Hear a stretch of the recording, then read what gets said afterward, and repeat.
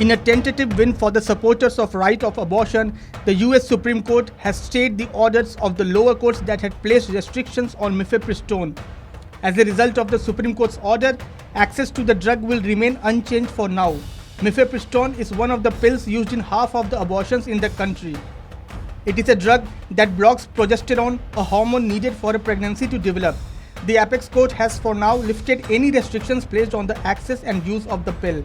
The ruling is a win for President Joe Biden's administration as it defends broad access to the drug in the latest fierce legal battle over reproductive rights in the United States. The drug Mifepristone has been approved for use in the United States since 2000 and more than 5 million people have used it.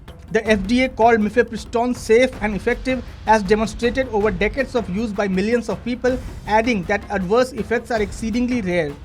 Mifepristone is used in combination with the second drug, Misoprostol, in more than half of all abortions in the US.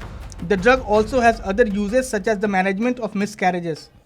Yesterday's order will leave access to Mifepristone unchanged at least up to 2024 as legal appeals are slated to play out, including a potential appeal to the Supreme Court.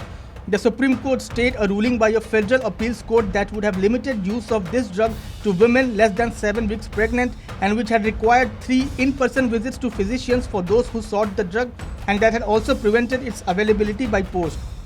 In November, a lawsuit was filed by the Christian legal group the Alliance Defending Freedom, or the ADF, arguing that the FDA exceeded its regulatory authority and ignored safety concerns when it approved Mifepristone more than 2 decades ago. The FDA vigorously rejected those arguments, pointing to repeated and rigorous reviews of the highly regulated drug.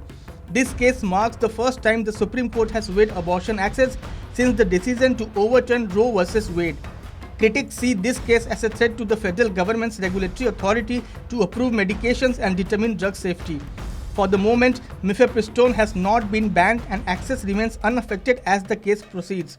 Misoprostol, the second drug commonly administered alongside this drug to induce a medical abortion, is not at issue in this lawsuit.